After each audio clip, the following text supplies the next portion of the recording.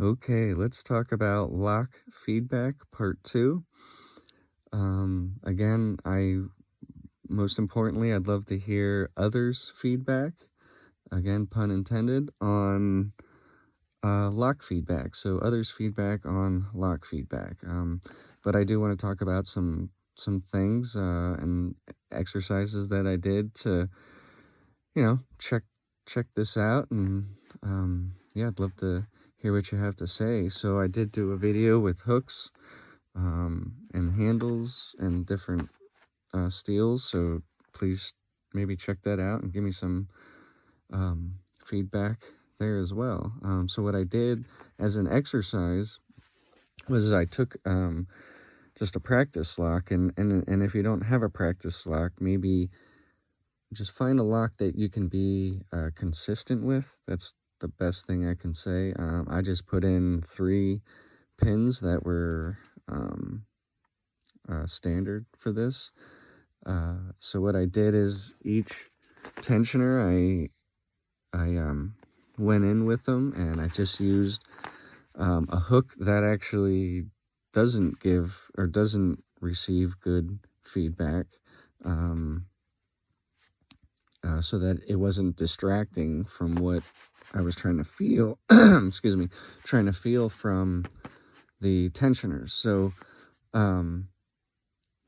so what I was doing is I was, getting the tensioner ready, and then just hitting the same pin, hitting the same pin over and over and over again, holding it kind of differently in different places, whether lightly or just on the end, or trying to hold a lot of it, just to try to see what kind of feedback I can feel from the lock.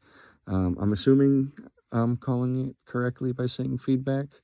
Again, give me some feedback on that if I'm not saying the right thing. But yeah, I'd love feedback on what you guys find. So as I was doing it, it was kind of interesting. So this is like one of those wiper blades, people call them. This was definitely the worst for feeling feedback. All right, and then you have, so some of this is, so let's see, actually, let me go over that. So sparrows, covert instruments. This is multi-pick, 2 more covert instruments, and then multi-pick again. I can only assume that the multi-pick is spring steel, just like their hooks and things, their picks. Correct me if I'm wrong on that. I believe the covert instrument should all be the 301 high yield. I believe that's called also steel. And these I don't really know what. This might be 301. Anyway, so what did I find? So I also this is the Reaper set Z bars, and I threw in the 40 because that I've talked about this in another video, where that's so wide there that it does affect your picking. It's almost as wide as, or it is pretty much the same as that. So it takes up a lot of room. And so I was doing it, I just wanted to see, I was doing it with both this one and the 40. And so what I found was that, again, that one was the worst, and at least in the way that I pick. And then the covert instruments, these were pretty comparable. They were both pretty good, definitely pretty good.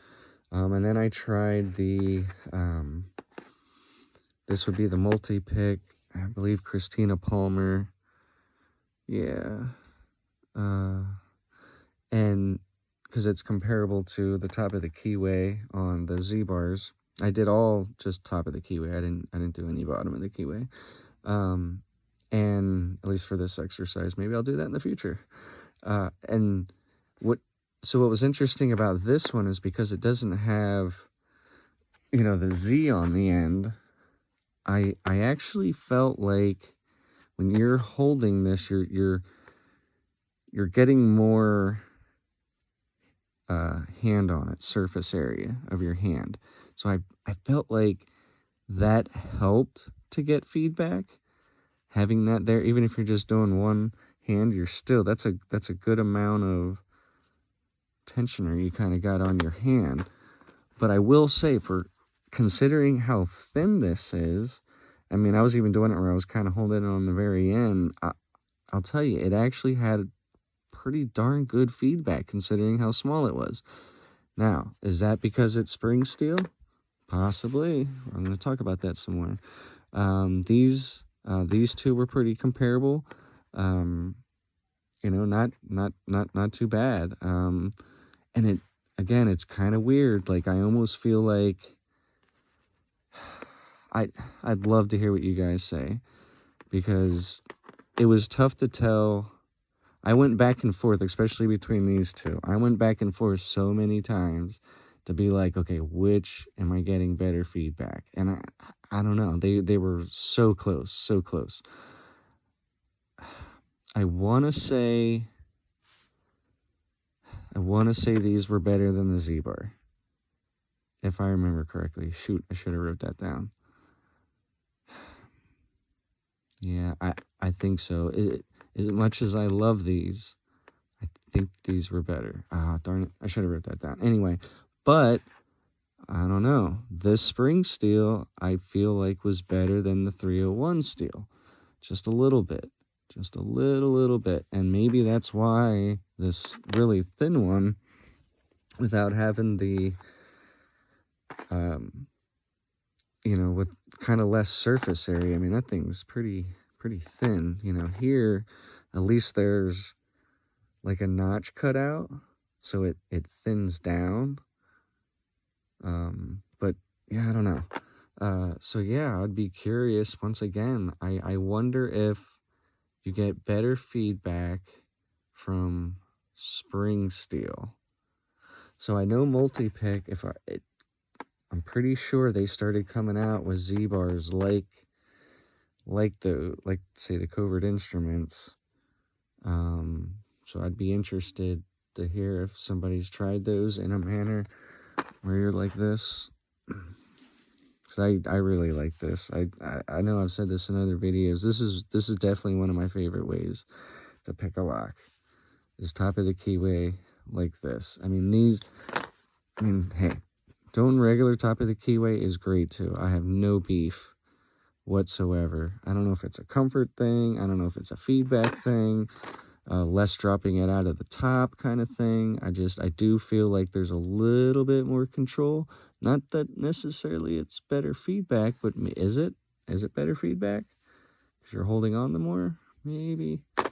And maybe, is there more surface area of this touching inside the lock than there is, say, you know, regular top of the keyway? You know, is there a little less surface area that's touching? I don't know. Again, I'd love to hear your feedback, but I will say that the Reaper set is the best for top of the keyway. I just love the Reaper set Z-Bar, but sometimes, you know, you need a little more leverage, and maybe your regular top of the keyway is good too. So it all plays in. So this video is long also. So yeah, give me some feedback. Let me know what your findings are.